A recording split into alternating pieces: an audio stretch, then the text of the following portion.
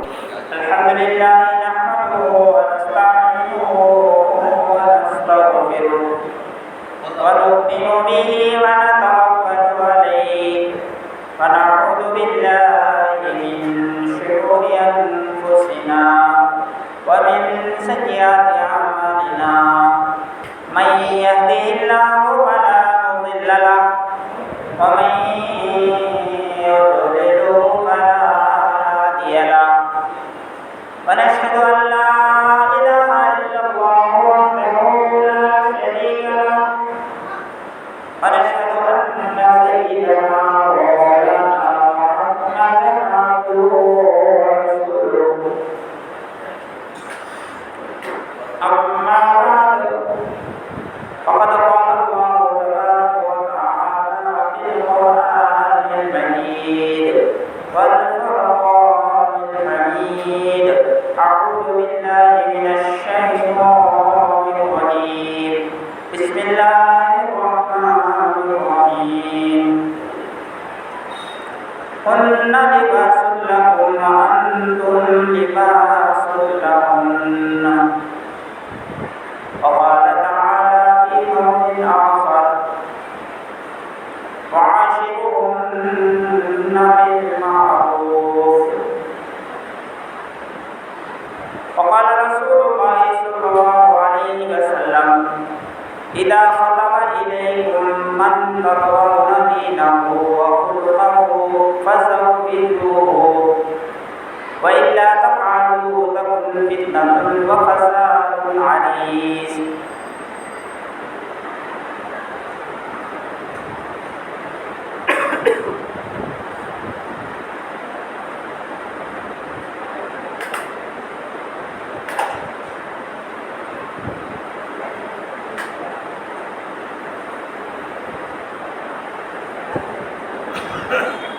عزیز دوستو بزرگو،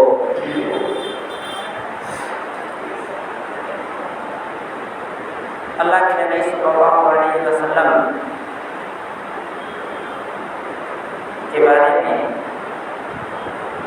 اللہ تبارک و تعالیٰ قرآن پاک میں ارشاد فرماتا ہے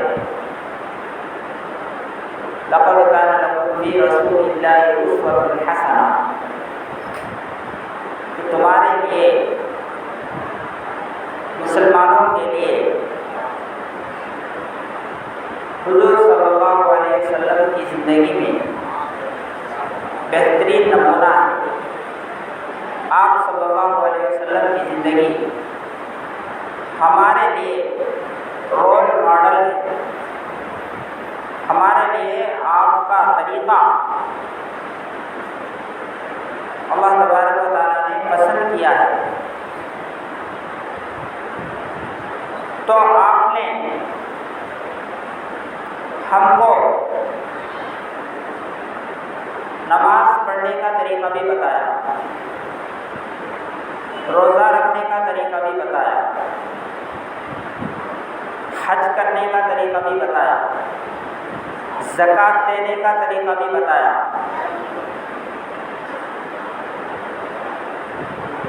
اور ہم لوگ نماز پڑھتے ہیں تو اس کے بارے میں معلومات کرتے ہیں کہ میں نماز اس طرح پڑھا،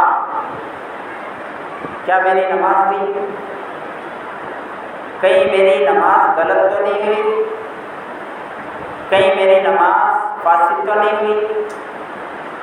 پوچھتے ہیں۔ سجدے میں غلطی ہوئی یا سوروں میں الٹ پلٹ ہو گیا، اوپر کا نیچے پڑھ دیے، نیچے کا اوپر پڑھ دیے، یعنی جو پہلا پڑھنا تھا وہ بعد میں پڑھ دیے، جو بعد میں پڑھنا تھا وہ پہلے پڑھ دیے، 4 رکعت کی جگہ 5 رکعت پڑھ دیے، میری نماز ہوئی یا نہیں؟ اس کے بارے میں پوچھتے ہیں ہم لوگ۔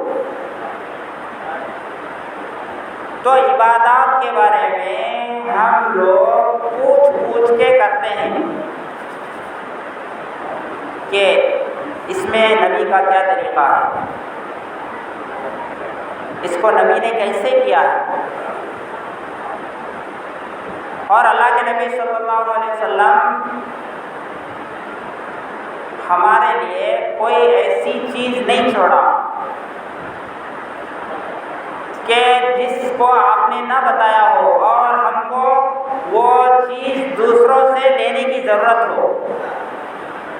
یہاں تک کہ اللہ کے نبی صلی اللہ علیہ وسلم بیت الخلاء میں کیسے جانا ہے، ٹوائلٹ میں کیسے جانا ہے، کیسے بیٹھنا ہے، کیا پڑھ کر جانا ہے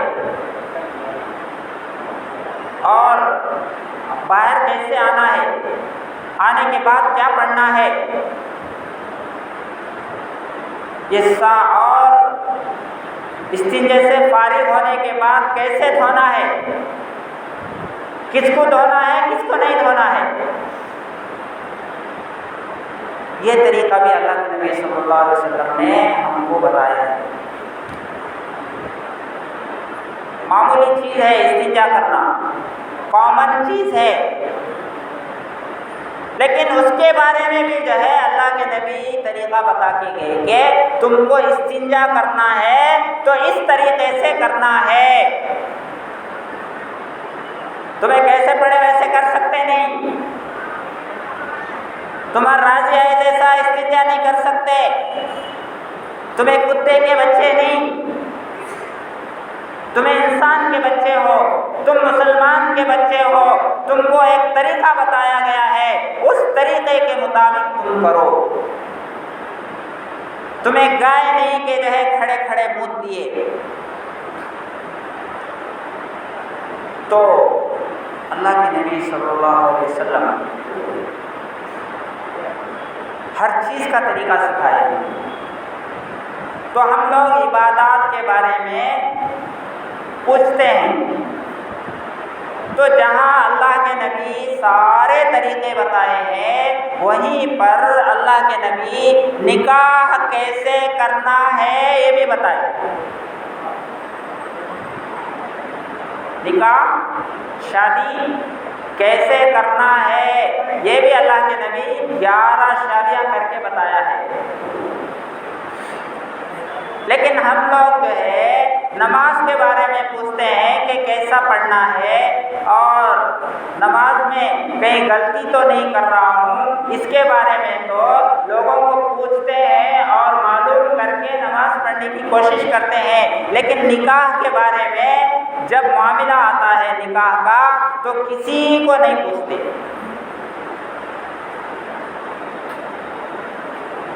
بلکہ باہر لوگ جیسا کر رہے ہیں ویسا نکاح کرنے کی کوشش کرتے ہیں اور اسے عبادت بھی نہیں سمجھتے. اللہ کے نبی فرماتے ہیں کہ نکاح ایک عبادت ہے. نکاح کیا ہے؟ ایک عبادت ہے. شادی عبادت ہے. لوگ اس کو عبادت نہیں سمجھتے، اسی لیے جو ہے شادی میں نبی کے طریقوں کو چھوڑ دیے. منمانی شادی ہو رہی ہے، جو چاہے کر رہے ہیں. کتنے رسومات ہمارے شادیوں میں آج معاشرے میں لوگ کرتے ہیں. ہماری سوسائٹی میں نکاح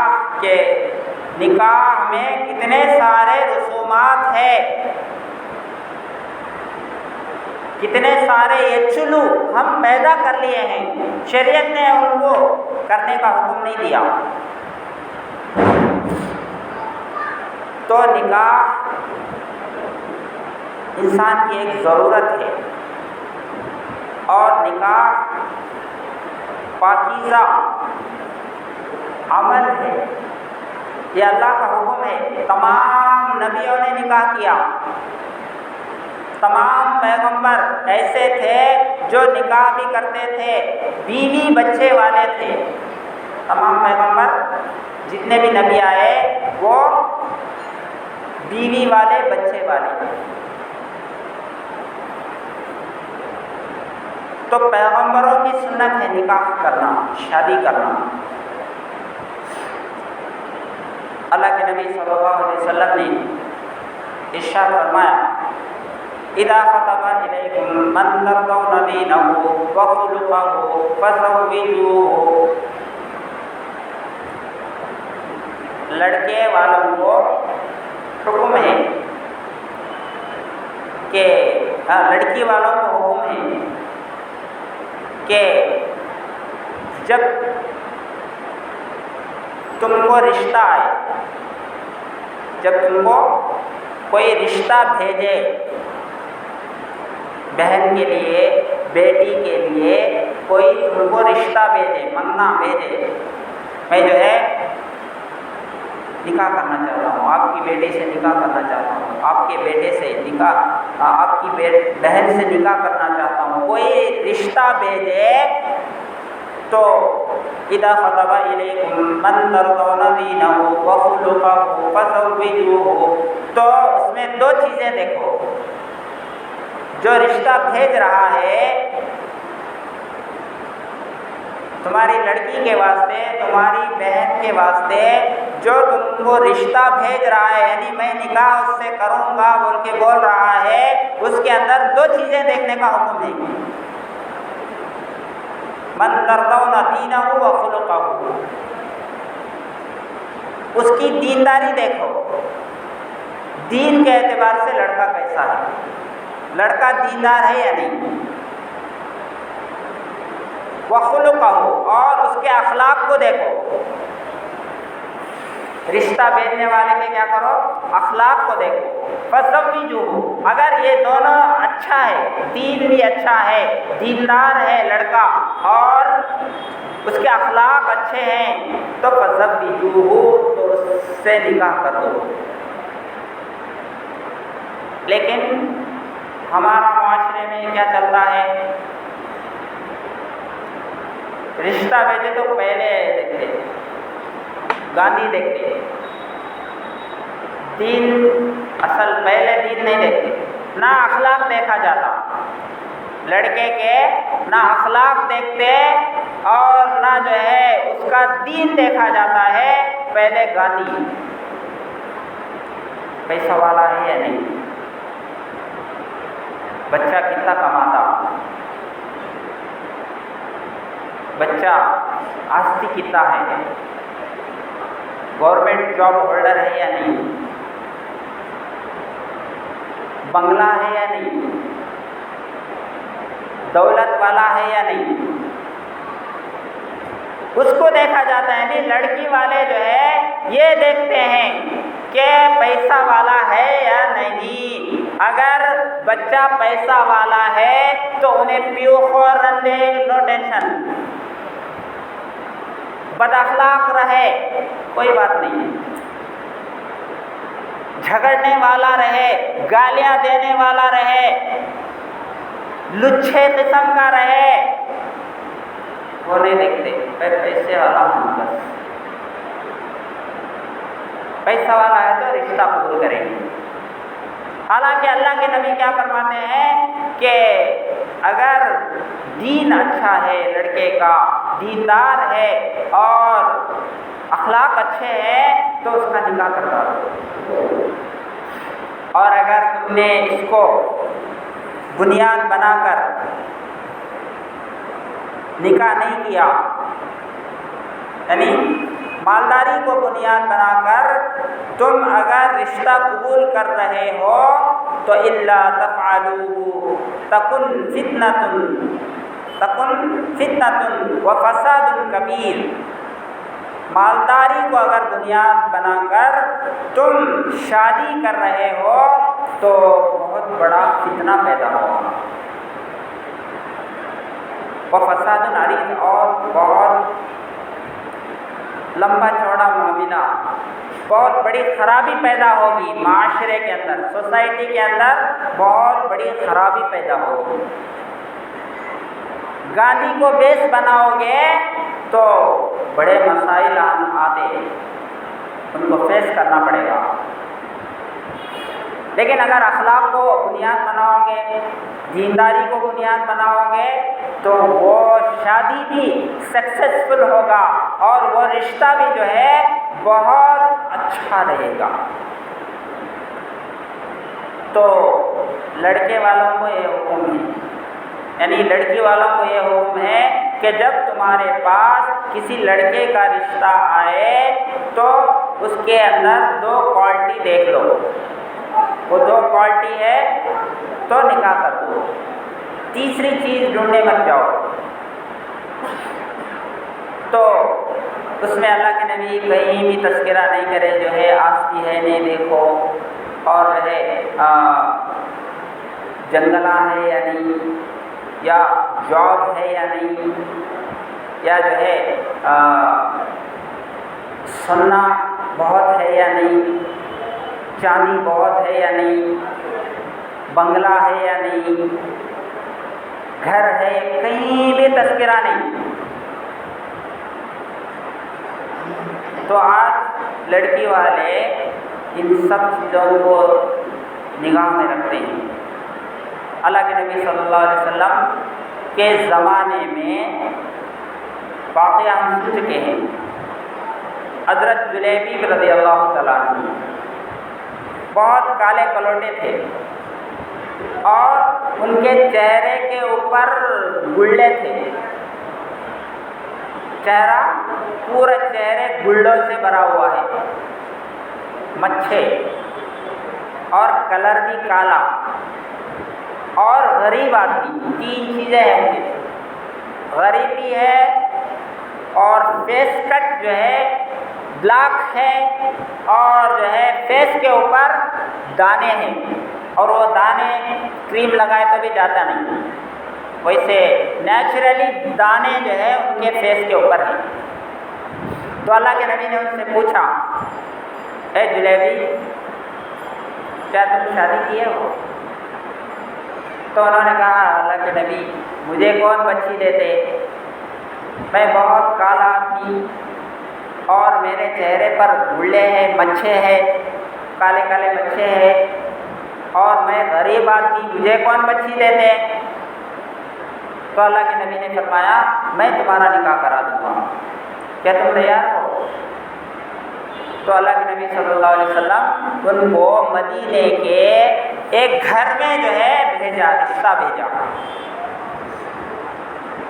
اور جا کر یہ بولے کہ اللہ کے نبی نے رشتہ بھیجا ہے۔ باپ خوش ہو گئے، انہوں کیا سمجھے کہ میری بیٹی کا نکاح اللہ کے نبی کرنا چاہ رہے ہیں، بہت خوش ہو گئے کہ جو اللہ کے نبی میری بیٹی کا رشتہ مانگ رہے ہیں، خوش ہو گئے۔ تو کہا کہ یہ صحابی بتائے رشتہ اللہ کے نبی کے لیے نہیں بلکہ مجھ سے نکاح کرنے کے لیے بھیجے ہیں۔ اب وہ پریشان ہو گئے، ارے کالا آدمی ہے، غریب آدمی ہے، ان کو کیسے نکاح میں دے؟ انہوں نے کہا کہ بیوی سے پوچھیں گے۔ بیوی کو کہا کہ اللہ کے نبی نے رشتہ بھیجا ہے۔ بیوی بھی خوش ہو گئی، اللہ کے نبی کی جو ہے بیوی ہماری بیٹی بنے تو خوش قسمت ہے ہمیں۔ تو شوہر نے جو ہے اس کے کنفیوژن کو بھی دور کیا کہ نہیں، وہاں باہر جو صحابی کھڑے ہیں ان کے لیے رشتہ پوچھ رہے ہیں۔ انہوں نے بھی دیکھا، ان کو دیکھ کر بیوی نے کہا کہ ایسے کالے آدمی کو میری چاند جیسی خوبصورت بیٹی کو اسے کون دے گا؟ ہمیں تو نہیں دیں گے۔ تو یہ آپس میں بات کر رہے ہیں، اتنے میں ان کی بیٹی نے جو ہے یہ بات چیت سن لی، دونوں کی ماں باپ کی بات چیت سن لی۔ تو بیٹی نے کہا کہ یہ رشتہ کون لے کر آیا ہے وہ مت دیکھو، بلکہ رشتہ کون بھیج رہا ہے اس کو دیکھو۔ رشتہ بھیجنے والے اللہ کے نبی ہے، اور اللہ کے نبی میرے بارے میں غلط نہیں سوچ سکتے، میں نکاح کرنے کے لیے تیار ہوں۔ چنانچہ نکاح ہو گیا۔ تو روایتوں میں آتا ہے بہت غریب تھے وہ جب نکاح ہوا، نکاح کے وقت بہت غریب تھے، لیکن جو ہے نکاح کے بعد مدینے کے بڑے سون پارٹیوں میں سے ہو گئے۔ نکاح کے بعد مدینے کے بہت بڑے مالداروں میں ان کا نام آیا، کیوں؟ اللہ کے نبی نکاح پڑھائے اور دعائیں دی ان کو۔ تو نکاح ایسا عمل ہے کہ اگر ان یکونوا فقراء یغنیکم اللہ، اگر تم کو ڈر ہے کہ میں نکاح کر لے کے بیوی کو کہاں سے کھلاؤں گا اور جو ہے کیسے پالوں گا اور کیسے جو ہے اس کو دیکھوں گا، یہ ڈر ہے، تو ان یکونوا فقراء، اگر تم غریبی کا ڈر، غریبی سے ڈر رہے ہو تو یغنیکم اللہ، اللہ تم کو مالدار بنا دے گا۔ 3 لوگوں کی اللہ نے مدد کا وعدہ کیا ہے۔ ایک نکاح کرنے والے کی، جو نکاح صرف جو ہے پاک دامنی کے لیے کرتا ہو، اللہ اس کی مدد کرتے ہیں۔ غلط کام سے بچنے کے لیے، غلط راستے سے رکنے کے لیے جو نکاح کرتا ہے اس کی اللہ مدد کرتے، مدد کا وعدہ ہے۔ تو اللہ نے ان کی مدد کی، بہت بڑے مالدار بن گئے۔ تو رشتہ دیکھتے وقت جو ہے مال کو دیکھتے ہیں، اور جب کہا جاتا ہے ارے دیندار نہیں ہے، مالدار ہے، کیا ہوتا نہیں، بعد میں جو ہے دیندار بننے کا نہیں، بعد میں دیندار بننا، اب مالدار بنا۔ تو یہ کیوں نہیں سوچتے اگر غریب ہے تو آج غریب ہے تو نکاح کے بعد مالدار ہو جائے گا؟ یہ کیوں نہیں سوچتے؟ مالدار سے نکاح کے وقت مال تو دیکھ رہے ہو، اور دین کا جب پوچھا جاتا ہے تو کہتے ہو کہ بعد میں دیندار ہو جائے گا، تو پھر جو ہے غریب کے بارے میں یہ کیوں نہیں سوچتے کہ ہو سکتا ہے اللہ اسے مالدار بنا دے؟ تو یہ لڑکوں کے لیے ہے اور لڑکیوں کے لیے بھی ہے، یعنی لڑکیوں کے لیے یہ حکم ہو گیا۔ لڑکوں کے لیے کیا حکم ہے؟ لڑکے والوں کے لیے بھی اللہ کے نبی، کیونکہ ایک سکہ ہوتا ہے تو اس کے 2 رخ ہوتے ہیں، ادھر چتو بما 2 ہوتے ہیں، تو لڑکے والوں کے لیے کیا حکم ہے؟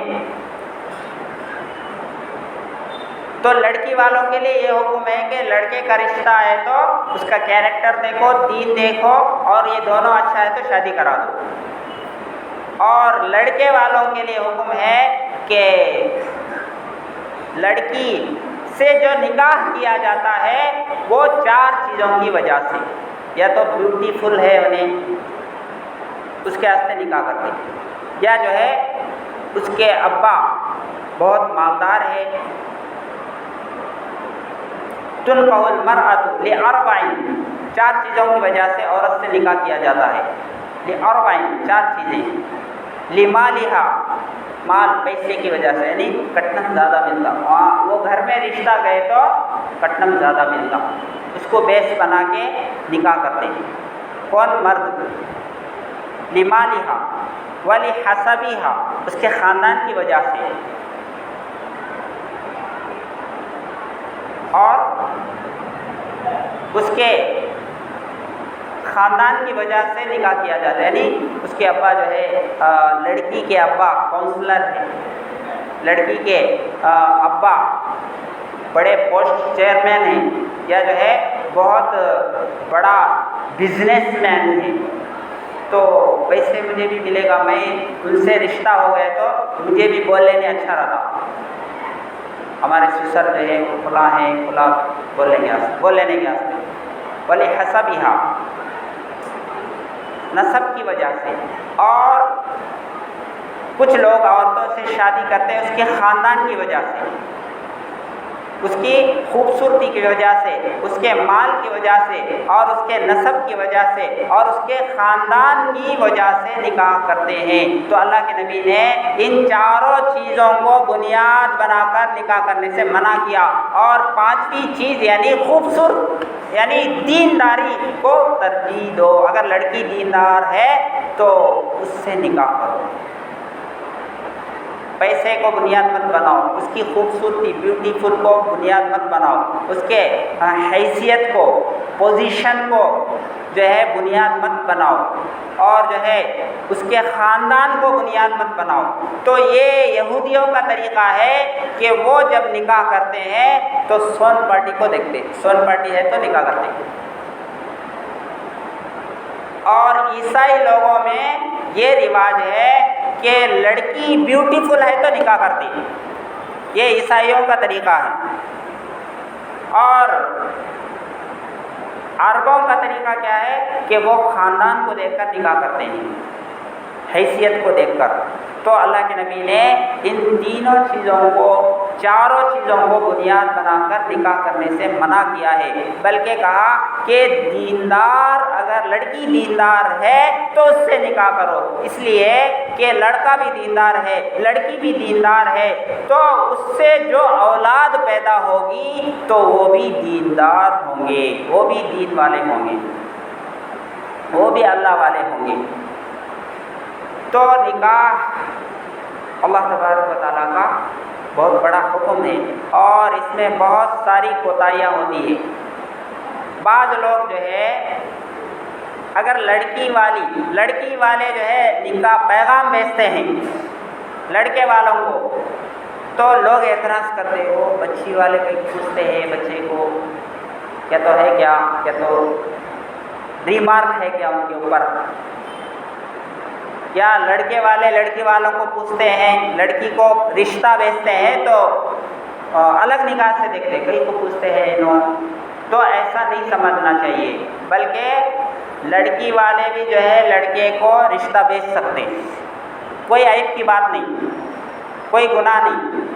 جیسے حضور صلی اللہ علیہ وسلم کو خود حضرت خدیجہ رضی اللہ تعالیٰ عنہ نے نکاح کا پیغام بھیجا، یعنی لڑکی والے لڑکے والوں کو نکاح کا پیغام بھیج سکتے، لیکن لوگ اسے کیا سمجھتے ہیں کہ ریمارک ہے گئے کہ انہوں نے پوچھتے ہیں ہمارے بچے کو، ہمارے بچے کو دینا بھی کر لیتے ہیں، تو یہ غلط ہے۔